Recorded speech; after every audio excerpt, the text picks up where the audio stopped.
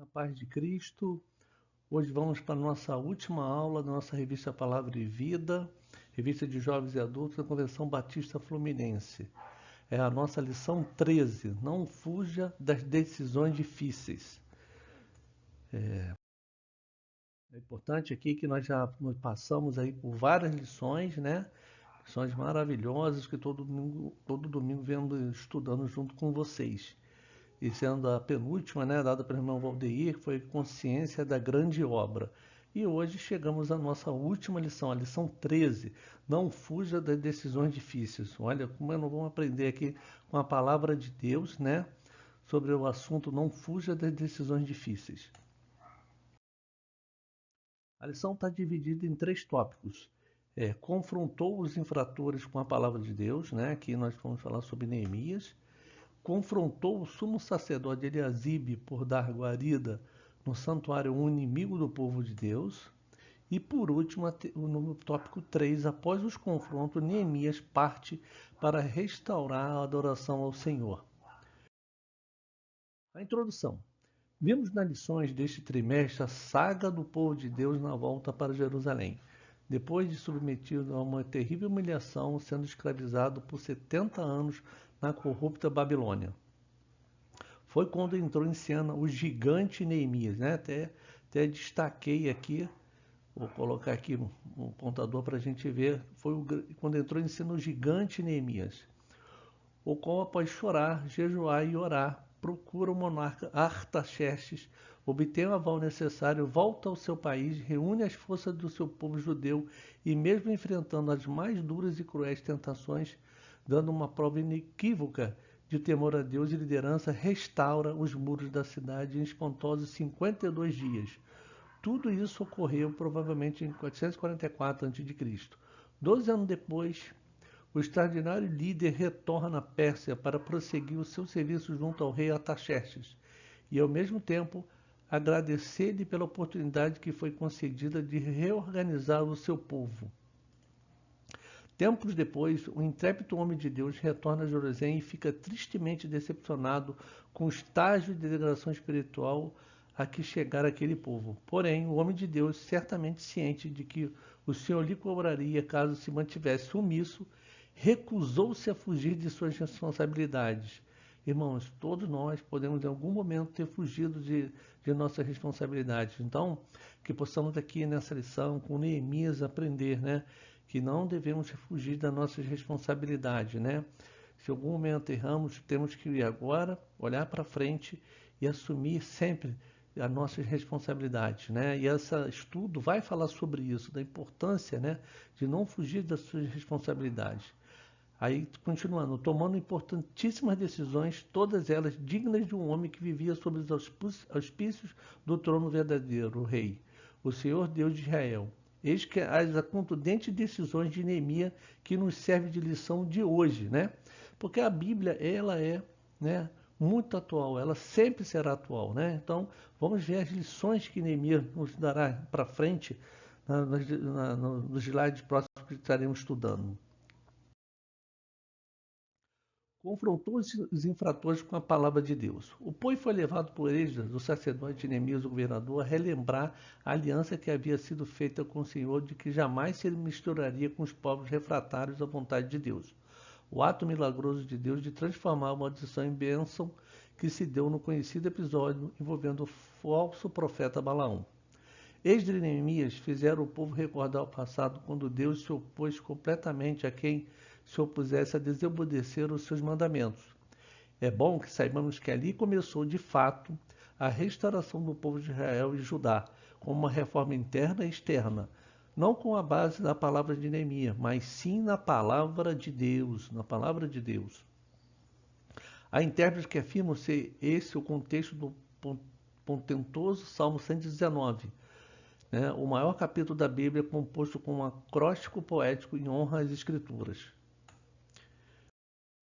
Confrontou os infratores com a palavra de Deus. Foi assim com Josias, com Jeremias, Isaías, Amós, Zacarias e posteriormente com João Calvino e Martinho Lutero, os reformadores do século XVI, com seu lema Sola Escritura.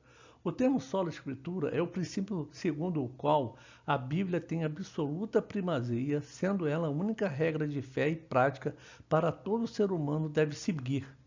Então isso é importantíssimo, né? A Bíblia tem absoluta primazia, segundo ela é a única regra de fé e prática que todo ser humano deve seguir.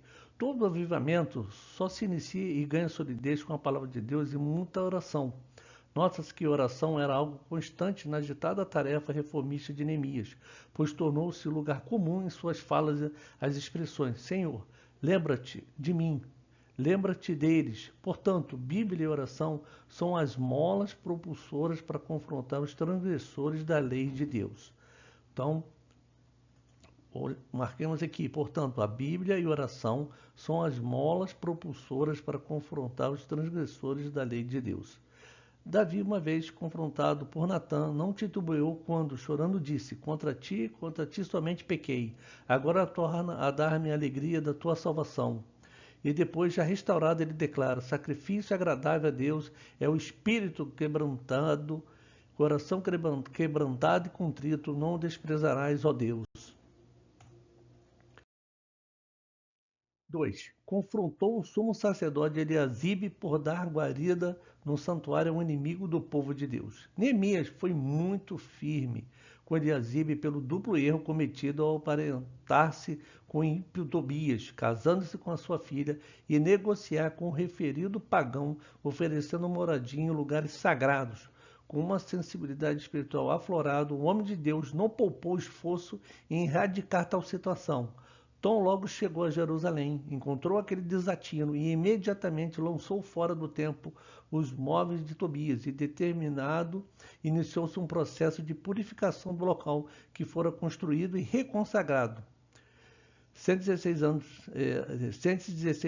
antes, em 516 a.C., para o louvor e adoração ao Deus verdadeiro. Com Eliasibe, o relapso sumo sacerdote, aprendemos que é possível líderes ouvirem apenas os seus corações e cometerem enganos absurdos que provoquem a indignação de Deus. Então fica aqui para todos nós, né? Porque podemos errar e não devemos errar, né? Devemos estar atentos, né? Não usar o coração, né? Mas, né? A palavra de Deus tem que estar firme na nossa vida, né? Fiquemos atentos e cobramos os nossos líderes com as mais ferventes e calorosas orações. Ao passo que, com o temente governador Neemias, aprendemos que, por mais ético e compassivo que sejamos, quando se trata de abominação ao Senhor, devemos romper com tudo em defesa do reino de Deus, a quem amamos e servirmos. 3. Após os confrontos, Neemias parte para restaurar a adoração ao Senhor. Em virtude de que estava acontecendo, o povo passara a prestar ao Senhor uma adoração desleixada, em total descompromisso com a obra de Deus, tornando-se um povo secularizado. Esse fato aborreceu profundamente Neemias, pois adorar a Deus é missão principal de povo escolhido, e durante aqueles 12 anos, após reconstruir o povo de Jerusalém, o qual mais foi ensinado ao povo foi justamente priorizar Deus em todos os sentidos e que ele exige exclusividade do seu povo, sem em nenhum momento abrir mão de sua glória. Neemias começou por levar o povo a perceber a natureza da sua apostasia, né? Agora vamos ver as características de uma adoração desleixada. O povo parou de ser dizimista, como se entregar o dízimo fosse meramente uma questão opcional. Podemos ver que a primeira atitude que mostra o esfriamento na fé, olha que triste, né? Podemos ver que a primeira atitude que mostra o esfriamento na fé é o distanciamento da vontade de Deus, é sonegar os dízimos e ofertas, como também escreve Malaquias 3:8-10. Profeta que, segundo os estudiosos, foi levantado por Deus justamente nesse contexto do avivamento de Judá, sob a liderança de Neemias, por volta do ano 428 a.C. Então aqui já começa, né, as características de uma adoração desleixada, né? É que se vê sonegar os dízimos e ofertas. Irmãos, como membro, né, participante da Comissão de Finanças, eu posso dizer, e com experiência própria de vida, né? trazer seus dízimos e oferta à casa do Senhor, né? Como está lá em Malaquias 3:10, né? O Senhor vai abençoar ricamente a sua vida, né? Até também, como também é um financeiro, né? Comece pelos seus dízimos e ofertas da casa do Senhor, e você vai ver que Deus depois vai cuidar de tudo para você, né? Por mais, mas eu ganho pouco, mas separa o que é de Deus, né? Separa o que é de Deus, né? E você vai ver que Deus vai abençoar. Mas eu ganho muito, então os 10% vai ser muito dinheiro. Não, não vai ser a mesma coisa do que o que ganha pouco, né? Deus também vai cuidar de você, né? Então, assim, eu posso falar de experiência própria, né? E também sendo da Comissão de Finanças. Deus abençoa, Deus é maravilhoso, né? Malaquias 3, 8, 10 fala isso, né? Trazei a casa do Senhor e fazei prova de mim, diz o Senhor dos Exércitos, né? Então é maravilhoso contribuir para a obra de Deus, né? Porque a gente abençoa as pessoas e Deus nos abençoa, né? E assim, é fantástico. E é triste a gente ver quando a gente, como aqui, né, que a primeira das características de uma adoração desleixada é você deixar de dizimar a oferta, né, para a casa do Senhor. Então, que o Senhor possa abençoar ricamente a sua vida, as suas finanças, né, o seu coração, para você poder dar com alegria, né? Saber que isso não faz falta, né? Isso é um mandamento de Deus, né? E Deus vai te abençoar. O segundo tópico, o dia do Senhor começou a ser profanado, né? Outra marca do relaxamento espiritual é o desrespeito ao dia do Senhor, que, como bem sabemos para nós, é o domingo, dia da ressurreição de Cristo, né? O texto bíblico diz que o dia do Senhor para eles tornou-se um dia comum, em que cada um fazia o bem que lhes interessava e os mandamentos de Deus passam a não ter o menor valor para aquele ingrato povo. Vamos ao 3. Né? O envolvimento dos filhos da luz com os filhos das trevas. Muito triste isso. O Senhor já havia alertado que os hebreus não deveriam constituir matrimônio com os povos idólatras, exatamente para que não se contaminasse o povo santo do Senhor com os imundos costumes pagãos, o que de fato acabou acontecendo a partir da apostasia do rei Salomão. Note que Neemias se vale desse mau exemplo do passado para exortar o povo, e resultou 350 anos depois, após um longânimo processo histórico, na deportação dos judeus para a Babilônia para 70 anos de cativeiro. Pois bem, mesmo agora, já de volta à sua terra, um verdadeiro milagre para os moldes histórico-militares da época, as ordens de Deus foram completamente desprezadas, pois aconteceram vários casamentos mistos e as famílias judias foram totalmente miscigenadas. Como resultado, houve um completo esfriamento da obra do Senhor, com os pais e filhos adorando deuses diferentes, né? Muito triste essa situação. E por final, o número 4, né? Neemias e sua ira santa, né? Foi aí que o vigoroso homem de Deus agiu com rigor, não por ele em si, mas por ver ultrajada a santidade de Deus, partiu para cima dos infratores da lei de Deus com muita gana e fúria santa, espancando, arrancando os cabelos e levando-os a voltar encarecidamente, que jamais dariam suas filhas e filhos em casamentos após que fosse inimigo do povo de Deus. É importante entendermos que Neemias era o governador comissionado pelo imperador persa Artaxerxes com o poder de punição sobre aqueles cidadãos judeus do império. O espancamento deve ser entendido como punição pública, já prevista pelo Senhor em sua palavra. E arrancar os cabelos era uma forma de humilhação pública, provavelmente para marcar um momento de confrontação. Champlin, né, o autor, né, informa que naquela época o rapar os cabelos indicava humilhação, punição, desgraça.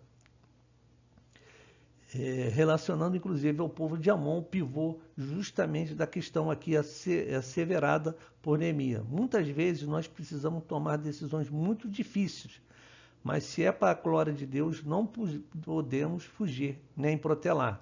Então aqui a lição vem sempre falando de tomar decisões difíceis, né? E aqui ele fala, né? Muitas vezes nós precisamos tomar decisões muito difíceis, mas se é para a glória de Deus, não podemos fugir nem protelar.